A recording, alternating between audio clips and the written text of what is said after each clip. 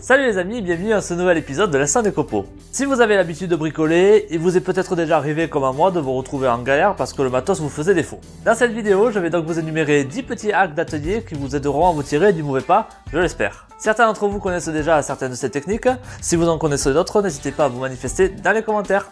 Premier hack, utilisez un clou comme mèche de perceuse.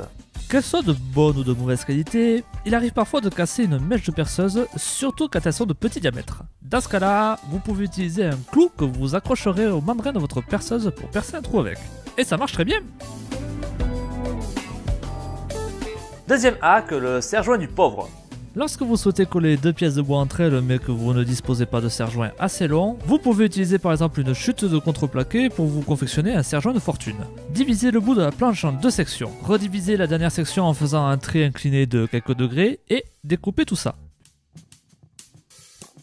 Vissez ou clouez le bloc rectangulaire d'un côté de votre planche. Fixez également un des deux blocs en biais de l'autre côté, en laissant un dernier espace pour y intégrer la dernière pièce. Placez finalement vos pièces à coller et utilisez le dernier bloc qu'il vous reste pour serrer le tout à l'aide d'un marteau ou d'un maillet. Je ne le fais pas ici pour l'exemple, mais assurez-vous de protéger votre planche de la colle qui dégoulinera à l'aide d'un papier sulfurisé par exemple. Troisième hack, percez parfaitement à la verticale. Pour ce faire, utilisez un bloc de bois dont vous couperez à la scie une rainure bien droite et perpendiculaire. Quelle est votre mèche où vous souhaitez percer en vous appuyant contre votre petit guide. Celui-ci vous aidera à percer un trou parfaitement vertical si vous ne disposez pas d'une perceuse à colonne. Quatrième hack, percez parfaitement mais cette fois à l'horizontale.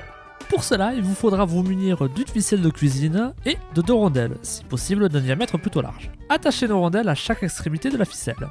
Enfilez ensuite votre mèche dans l'une des rondelles. Si celle-ci part en avant quand la mèche tourne, c'est que vous penchez trop en avant. A l'inverse, si la rondelle revient vers vous, c'est que vous penchez trop en arrière. Pour rester droit, faites en sorte que votre rondelle se maintienne au même endroit. Cinquième hack, créer sa propre pâte à bois. Alors là, rien de plus simple, il vous suffit simplement de mélanger de la colle à bois avec de la poussière que vous récupérerez par exemple dans votre ponceuse à bande. Mélangez bien le tout et vous obtiendrez ainsi une super pâte à bois. Sixième hack, toujours percer à la même profondeur.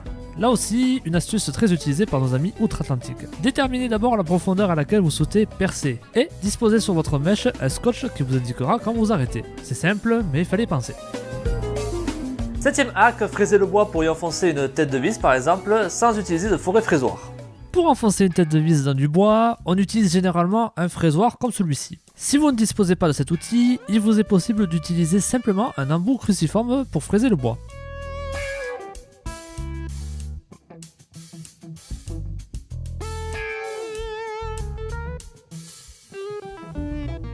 Huitième hack, récupérer la poussière de bois à l'aide d'un post-it. Prenez un post-it et collez-le sous l'endroit où vous souhaitez percer. Pliez-le en deux. La poussière et les débris tomberont ainsi dedans. Neuvième hack, utiliser du sel pour éviter que la colle à bois ne glisse.